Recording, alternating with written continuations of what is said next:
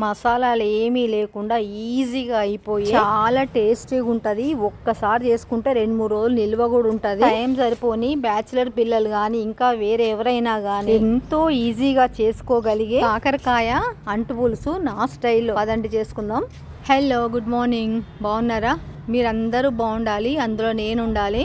ఈరోజు మనము కమ్మకమ్మగా, నోటికి ఇంపుగా, పుల్లపుల్లగా, తీయగా, చేదనేదే లేకుండా ఉండే కాకరకాయ అంటు పులుసు చేసుకుందాము. ఫ్రిడ్జ్ లో నుండి కాకరకాయలు తీస్తున్నా. ఇవి లాస్ట్ వీక్ మార్కెట్ కి వెళ్ళినప్పుడు 1/2 కిలో తీసుకొచ్చిన. ఒకసారి వండిన తర్వాత ఈ 4 కాయలు మిగిలినవి. కొద్దిగా ఒక బిరికెట్ చింతపండు తీసుకున్నా, మేమిద్దరమే కాబట్టి నేను చాలా కొంచెం చేస్తున్నా. ఒకసారి నీట్ గా వాష్ చేసుకొని నీళ్ళు వారబోసుకొని మళ్ళీ ఫ్రెష్ నీళ్ళు పోసుకొని పక్కకు పెట్టుకుంటే చింతపండు నానుతుంది. ఇప్పుడు కాకరకాయలు కట్ చేసుకుందాము. పులుసుకు పెద్ద ముక్కలే బాగుంటాయి కాబట్టి నేను కొద్దిగా పెద్దగానే కట్ చేస్తున్నా. ఇంకొక హాఫ్ కూడా కట్ చేద్దాము. కత్తి మొండిగా అయింది, తెగుతలేదు. ఇప్పుడు నేను మీకు కత్తిని షార్ప్ చేసే టిప్పు చూపిస్తా. గిన్నెలో కొద్దిగా వాటర్ తీసుకొని కత్తిని వాటర్ తో తడుపుకొని మన కిచెన్ ప్లాట్ఫామ్ మీద ముందుకు 1 ఇంచ్ అంత ఎత్తుగా కడతారు కదా, అది కొంచెం షార్ప్ గా ఉంటది. కొందరు ఇళ్లలో అయితే షార్ప్ గా ఉండదు, కానీ మా ఇంట్లో షార్ప్ గా ఉంది. దానికి ఈ కత్తిని పెట్టి కొంచెం వాటర్ వేసుకుంటూ 2 వైపులా రాకుతే 1 నిమిషంలో మనకు మొత్తం కత్తి అంతా షార్ప్ అంటే షార్ప్ అయితే చేతులు కూడా తెగుతాయి. ప్లాట్ఫామ్ ఇట్లా లేని వాళ్ళు ఒక చిన్న రాయి తెచ్చుకొని రాయి మీద కూడా 2 వైపులా కత్తిని రాకుతే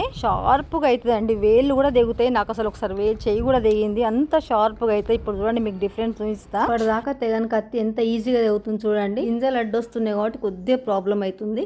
చూడండి అడ్డం ఎంత ఈజీగా తెగుతుంది, చాలా షార్ప్ అవుతుంది. ఇది ఒక టిప్పు, నచ్చితే ఫాలో కండి. ముక్కలన్నీ ఒకసారి నీట్ గా వాష్ చేసుకొని పక్కకు పెట్టుకోవాలి. రైస్ కడిగి బియ్యం పెట్టుకుంటే మనం కూర అయ్యేలోగా అన్నం కూడా అయిపోతుంది. వేడివేడిగా తినచ్చు. రైస్ కుక్కర్ లో బియ్యం పోసుకొని రైస్ ను ఒక్కసారి కన్నా ఎక్కువ కడగద్దు. కడిగిన బియ్యాన్ని రైస్ కుక్కర్ లో పెట్టి స్విచ్ ఆన్ చేస్తే దాని పని చేసుకుంటది. కరివేపాకు లేదు, బయటకు వెళ్ళి చెట్టు నుంచి కరివేపాకు దింపుకొని వస్తున్నా. స్టవ్ వెలిగించి ఒక ముకుడు పెట్టి ఈ స్పూన్ తో 2 స్పూన్ల ఆయిల్ పోసి పోపు వేసి వేగిన తర్వాత కట్ చేసి పెట్టుకున్న కాకరకాయ ముక్కలు వేసేసుకొని గోల్డెన్ బ్రౌన్ కలర్ వచ్చేసి వేయించుకోవాలి నూనెలో. మంచి సువాసన కోసం 3 రెబ్బల కరివేపాకును తుంచుకొని వేసుకోవాలి. పెద్ద ముక్కలుగా కట్ చేసిన ఉల్లిపాయ, పచ్చిమిరపకాయ ముక్కలు వేసి 1/2 టీ స్పూన్ పసుపు, 1 టీ స్పూన్ అల్లం ఎల్లిగడ్డ పేస్ట్, 1/2 టీ స్పూన్ జీలకర్ర పొడి వేసుకొని అన్ని బాగా కలిసేట ఒకసారి కలుపుకొని రుచికి సరిపడా సాల్ట్ వేసుకొని 1 టీ స్పూన్ కారం వేసుకొని అవి కూడా కలుపుకొని నానబెట్టి పెట్టిన చింతపండు నుంచి రసం తీసుకొని మనకు సరిపోయేంత కడాయిలో పోసుకొని వేయించి పొడి చేసిన ఫ్లాక్ సీడ్స్, నువ్వుల పొడి 1 టేబుల్ స్పూన్ వేసుకోవాలి. చిన్న బెల్లం ముక్క వేసి చూడండి అన్ని ఉడికిపోయినాయి, ముక్కలు మంచిగా అయిపోయింది కూర. 1 teaspoon garam masala, cut చేసి పెట్టుకున్న కొత్తిమీర వేసి వేరే గిన్నెలో డిష్ అవుట్ చేసుకుంటే లుక్ ఇట్లుంటది. పై నుంచి మళ్ళీ మీరు స్ప్రింకల్ చేసి లంచ్ టైం అయింది, భోంచేస్తున్నా. చాలా అంటే చాలా టేస్టీగా ఉంది. ఈ ఒక్క కూరతోనే మొత్తం అన్నం అంతా తినచ్చు. ఒక్కసారి ట్రై చేయండి.